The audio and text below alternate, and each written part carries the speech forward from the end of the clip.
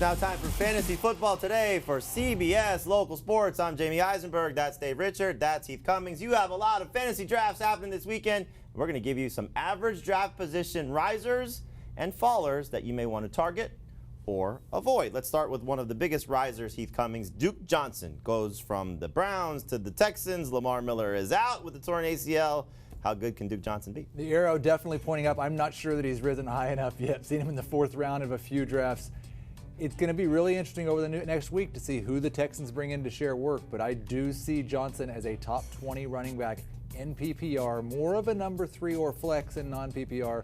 1,000 yards should not be taken off the table. A lot of people excited about Duke Johnson. A lot of people are also excited, Dave Richard, about Darwin Thompson, the rookie running back for the Chiefs.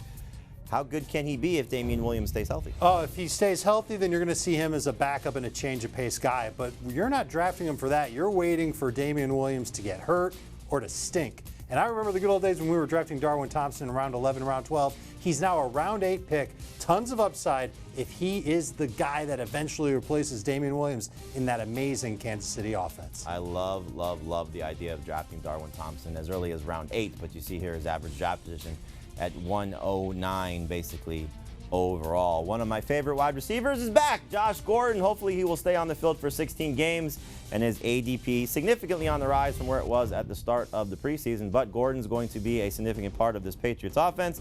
I think round 4 is a good time to start to look for him in non-PPR leagues. Round 5 in PPR, but a very good number 2 wide receiver with a chance to be maybe top 15 if he does stay on the field for 16 games. We know he's had a hard time doing that, but you should certainly be excited to draft Josh Gordon this season. Now look at some of the fallers now, and DANTE PETTIS, oh my goodness, has he fallen and fallen and fallen. So Heath, you still take DANTE PETTIS, I know, with one of your last round picks, but this was a guy we were taking as early as round 6 before the preseason started.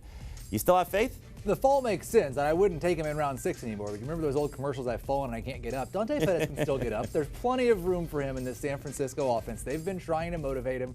I still think he's the most talented pass catcher there. I'm perfectly happy, in fact, thrilled to take him in the 10th round.